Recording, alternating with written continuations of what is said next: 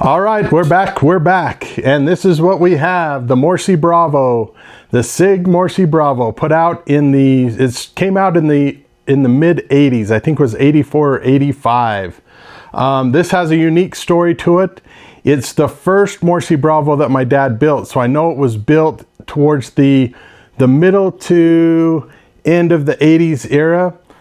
He built a total of 3 Morrisey Bravos. And like I said, this was the first one. I really don't think this one's flown since the QSAA in Las Vegas. Probably early 90s, maybe late 80s. And it's kind of a funny story. My dad built it. He flew it a bunch actually, traded it to a friend, Jack Kilgore, who's no longer with us. And then at QSAA, Jack was flying it. And our good friend Bruce Carlton was standing next to him, and he said, "Here, you fly it." And Bruce started flying it, and Jack walked away. And Bruce landed it, and after that, Jack said, "I guess you're going to buy the plane." And so Bruce ended up with it. It's been at his house ever since. And here, 3 or 4 months ago, I get a knock on my door, and Bruce is there with this plane in hand and said, "Here, you get to take it from here, so fix it." And so I was excited to get it. As you can tell, I haven't done anything to it. So it has the original dust that's been on there since started collecting in the 80s. As we get through the layers, we'll be able to tell different things on what happened. So it'll be interesting to go through all that. Just a quick assessment that I can see already is that it has a Noah 38 in it. It looks like it was upgraded to a Spectrum series receiver, but it's never flown. And we'll go through that as I take it apart. I'll let you look inside and see the construction and so forth. But this is the beginning. It's some interesting facts, I guess, as I was taking off the wing bolts. These wing bolts you can see, I don't know if you can see them real well. But they were actually original wing bolts to a Byron's Christian Eagle. So that's kind of a fun fact. Also, if you look at the tail, and we'll look at this closer later on, but the pull system came out in the 80s, this particular one, and it was cables for IBM typewriters. So not IBM computers, but IBM typewriters. And there was a cable you put through a little ball, and you glued it together, and that thing is strong as strong. But we'll go through that, look at that here in the next little bit.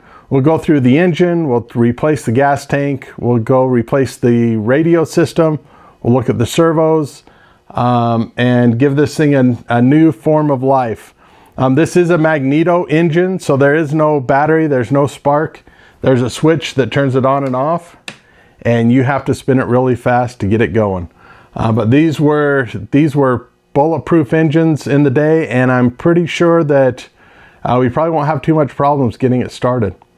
So with that, we'll start diving into this, and this is once again the next episode of Save That Plane with the Sig Morrisey Bravo.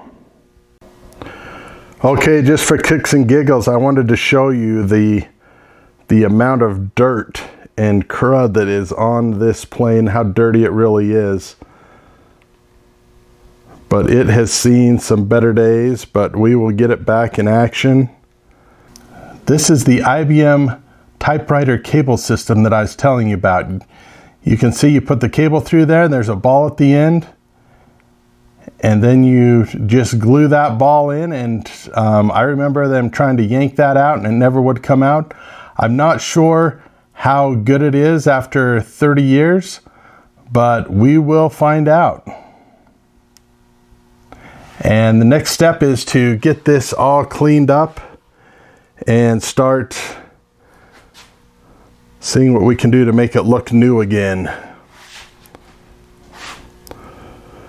I'm going to come around here and let's see if we can get a peek inside, if you can see inside where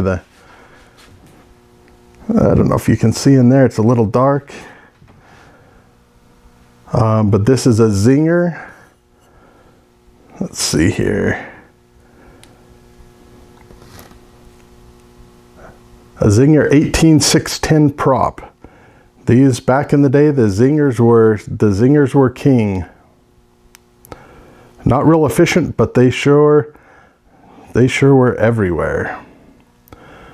And then of course you got the pilot here. This is the typical pilot of the day. But we'll get starting to clean this up, see if we can make it look new again. Okay, as you can see, the cleaning has begun. Right here I've cleaned half the wing just to show you how dirty it is. So I'll continue cleaning the rest. I'm just using some general cleaner and some rags or some paper towels. That's working really well. But let's get the first layer of dirt off, and then we will go from there. Okay, I spent about an hour cleaning the wing, really not that long, but there was a lot of dirt on it, a lot. But we got that all cleaned up for the most part, and now we're on to the servos. This right here is the servo that was in the wing, and a little bit nervous with that size servo in a plane like this. Of course, they flew them all the time back in the day, but I had some random high-techs, and these are the 5625 MG servos. So I thought, you know what? They're just sitting in a box. They were a pretty easy swap, so I put these in. Now, one thing I am going to do now is I pulled out the Y harness and the leads that were in there just because they're old. You never know if there's corrosion in the connectors or anything to that effect. So I've taken that out. I will replace these now with just a single wire, one single lead, and then I'll plug, have a left and a right aileron versus using a Y harness like we used to do in the olden days when we didn't have enough channels, or we couldn't tie a left and right aileron together with two channels. One thing that I thought was a little interesting, if you see here, instead of a servo keeper, what my dad actually did was he would tie each connector so it wouldn't come loose in the wing. So a lost art that probably hasn't been done in a long time, but that was an easy way to make sure that your servo connectors would not come loose or come unplugged while in the wing. I am ready now to start making the long leads for the wings. So here you can see I like to make my own leads. It's just because I do so many of them. It's just easier to buy everything in bulk and do it. I got all this stuff from Hanson Hobbies for the most part. They've been fantastic. I've never had a problem with any of their stuff. And so you have wire strippers. Actually, these probably came from Harbor Freight. But these are the crimpers. And these are from Hanson Hobbies. These are great. I really like using these. Obviously the pins, and then everything else you need to do it. The wire, I do buy the wire in bulk. You can see over here, that's a little bit of the wire that I use. I have a whole nother huge roll of it as well. But like I said, I just like to do my own connectors. I'll have to do a video just on connectors to show you how I do them. But it's not the fastest thing, but it's easy. It's not real hard once you get the hang of it. And once you start doing them, then you can dictate how long or how short you want your leads. Okay, we have the wing finally complete. So I have swapped out these old servos for some high-tech servos. And the high-tech servos I'm using are the HF 5625 MGs. So I've done that. I've ran new wires all the way through the wing. So the whole wing has new wires in it, new servos. I did leave everything else. I did put new keepers here and here, just made out of fuel line, just to be on the safe side. But the wing is cleaned. It's ready to go. So next is the fuselage. Here we are looking down at the inside of the plane. What you can see here are two monster quarter scale servos. The things are gargantuous. You can see them compared in size to the small throttle servo sitting there. The thing you want to watch out for is right here. That is your rudder servo, but you are just relying on that one connector, which is just a screw connecting your servo to the rudder. We're going to change that out as well. We'll put a hard connector there, ball link or something to that effect, to make sure that there's no way that that can slip. I've crashed planes because back in the day, that's how they wanted me to do the elevator. And not a very good idea. Okay, so we've made a couple of decisions here in between everything. I took these servos out and then I started researching them. And they actually will go from 4.8 to 8.4 volts. So with that, I left them in, or put them back in. But as you can tell that, let's get this out of the way. I did change the connector on the rudder, and I probably will end up moving that in one more notch. But everything else is the same. I did change the throttle servo, put a 5625 in for the throttle servo. But we have a little bit bigger problem. Let's see if you follow me down here. Dun dun dun dun. Right here. See this good tail wheel that's been around forever and a day is a little clogged up. So a little rusted shut, I guess you could say, or it's not moving. So I'm going to see if I can get some penetrating oil and see if I can get that loosened up a little bit so we can not have to change it. So here's for hoping. Okay, here's the hero of the day, Aero Croil. This stuff is awesome. I barely put any on and almost immediately the tail wheel became free. So all that muck from 20 plus years is now turning and it's ready to go. All right, looking back in here now, a couple of things that I have to do. I do need to hook up the throttle servo, but I don't want to hook that up until I have the radio on and the servo centered. Then I can put the battery, the receiver, everything in. But before that, there's the tank that I need to address. The tank hasn't been looked at for a number of years. I'm guessing that the lines in the tank are probably pretty hard. And so I'm going to need to rebuild the tank next. This is what I found when I took the tank apart. As you can see, the line is pretty much in a bent position and has always been that way for 20 years, so it's not going to go back to normal. So I'll end up replacing that. But then I also found this felt clunk. And me personally, I've never been a big fan of these felt clunks. So I am going to rummage through my bin of parts, which always seems to come up with something, and hopefully I can find another clunk for this. And then I've got some more line that I'll put on there, and I'll re-plumb the entire engine. And then next up after the gas tank is going through the engine. The gas tank is all rebuilt. All the old is out, new's in. I did just a regular clunk. One thing I did want to show you that I've done on planes for a long time is when I secure a line, what I basically do, see if I can get that in focus, is just cut a small piece of the line that I'm replacing, the Tygon, and then I use needle nose to stretch it and put it over the Tygon that is on the gas tank. Some people have used wires, some people have used zip ties.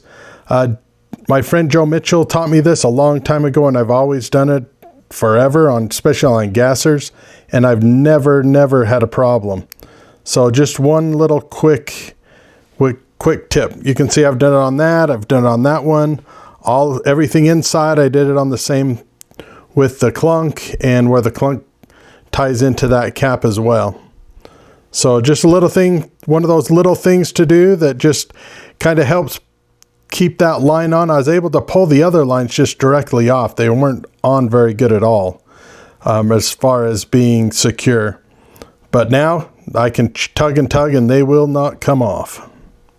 Okay, so I've got the cowl off. Here's the Zenoa 38. Right here you can see the magneto.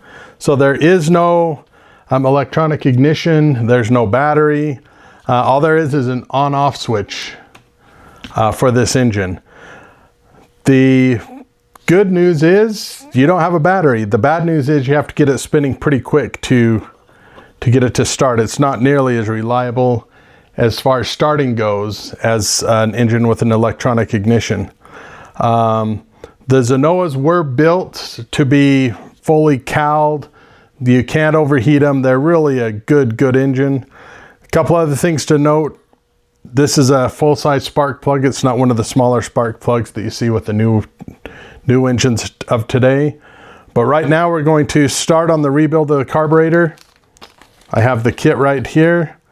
We'll take this off and see what this looks like. See if we can get it off quickly.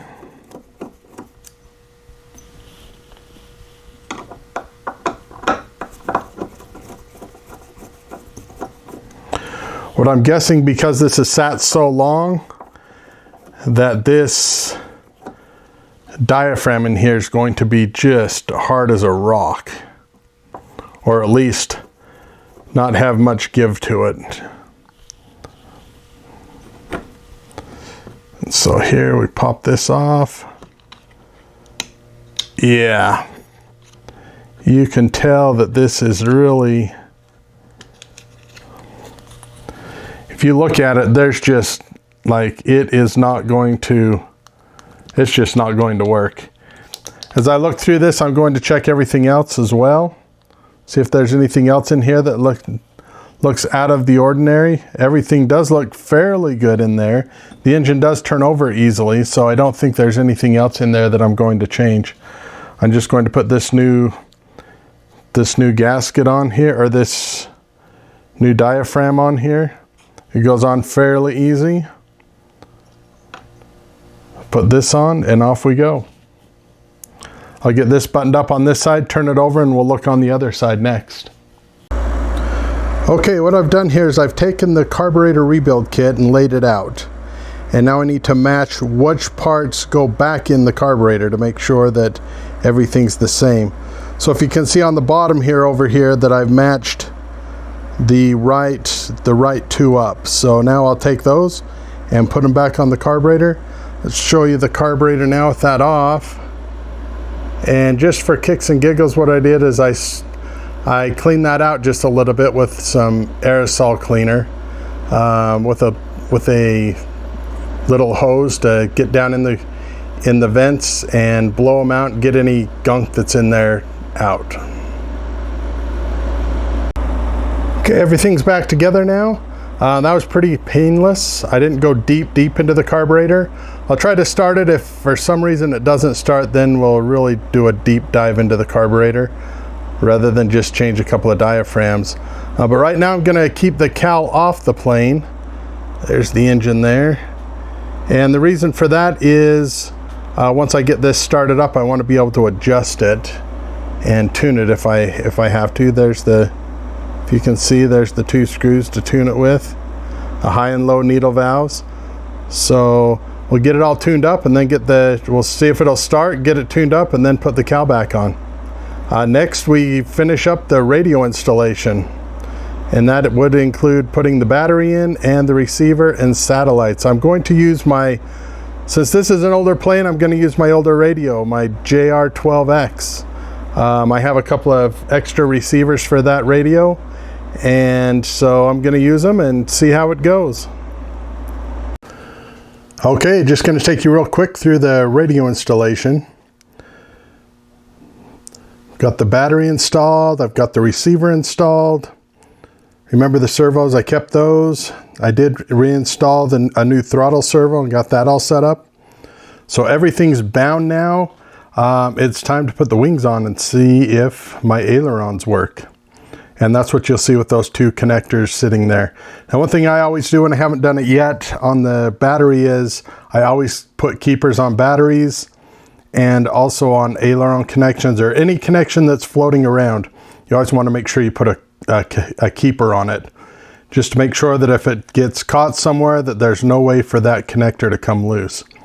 But anyway, I'll put one on the battery before I fly, and then as I hook up the ailerons, I'll put one on each of the aileron leads. And once I get the ailerons hooked up and the wing on, and then the next step is to balance it and see where we are as far as balancing goes. A lot has happened here in the last couple of days. Number one, we got the engine running, thanks to my friend Joe helping me tune it this morning. I got it all ready to go. It's running like a charm. I still have the Zinger prop on there. I think the first flight deserves the Zinger prop. After that, then we'll start looking at different prop combinations and go from there. But right now, I just finished balancing the plane. And right now the plane is about 19.5 pounds. That's ready to fly minus fuel.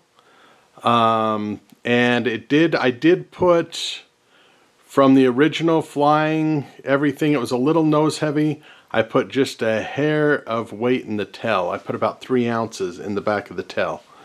But other than that, it's ready to go. Hopefully we'll get it out flying here in the next day or two. For sure, we'll fly it on Saturday. We have a big event at our club called Props Only. And so it's going to be a fun event. And hopefully we get this thing in the air and it flies as well as it looks. Okay, I finally figured it out. I talked to Bruce the other day, the guy that I got it from, who got it from Jack, who got it from my dad.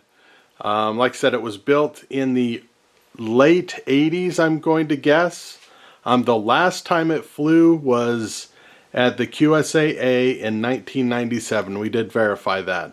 So 29 years ago was the last time it flew, come October. So anyway, getting excited to get it up in the air, and it's going to be a good one. Okay, real quick, just for kicks and giggles, I wanted to tell you a little bit more about what I had to do to the engine to get it running.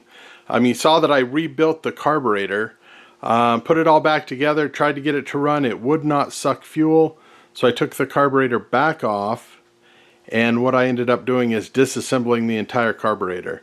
Took all the screws out, used some carburetor cleaner, cleaned out all the ports, everything. Once I had that done, put it all back together, then it fired up.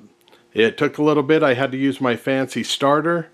A lot of people don't know what one of those are, but they are a lifesaver in an instant like this.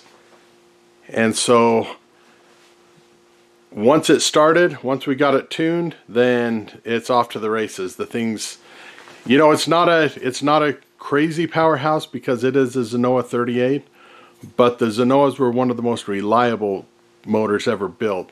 And they're a motor that you really can't overheat. A lot of people have used them in scale planes because you can cal them up, and they're really hard to overheat because they're built to be a chainsaw motor and then converted to the RC. So really reliable. Once again, they do run off a magneto. They don't run off of an electric spark with a module and everything. So they are a little more archaic, but once you get them started, they just run and run and run. And like I said, this has not been started in close to 30 years, and with just a little bit of work, it started right up, and it runs fantastic now.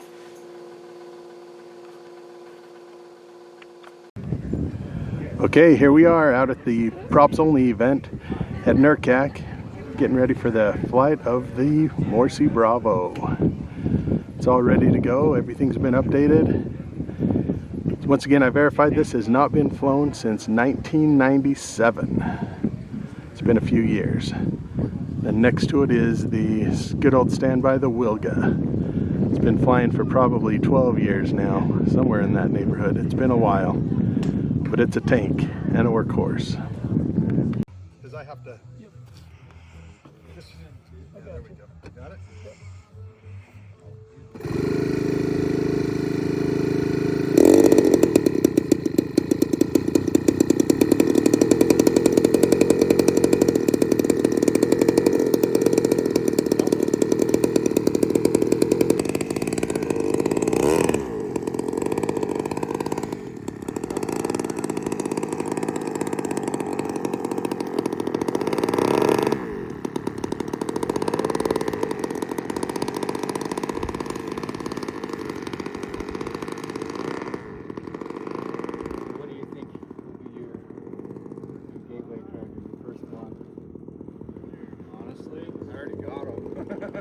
That is the gateway drug, yeah. Yeah, I've got network, I've got...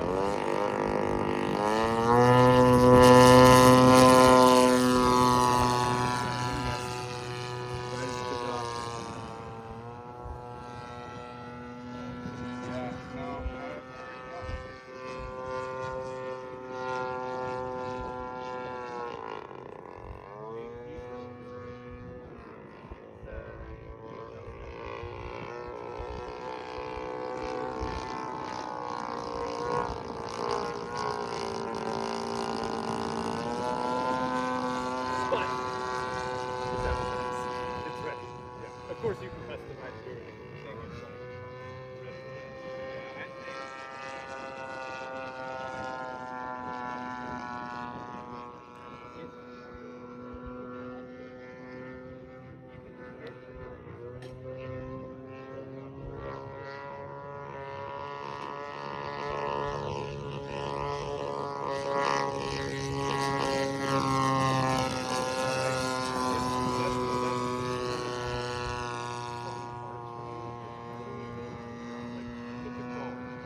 All I did was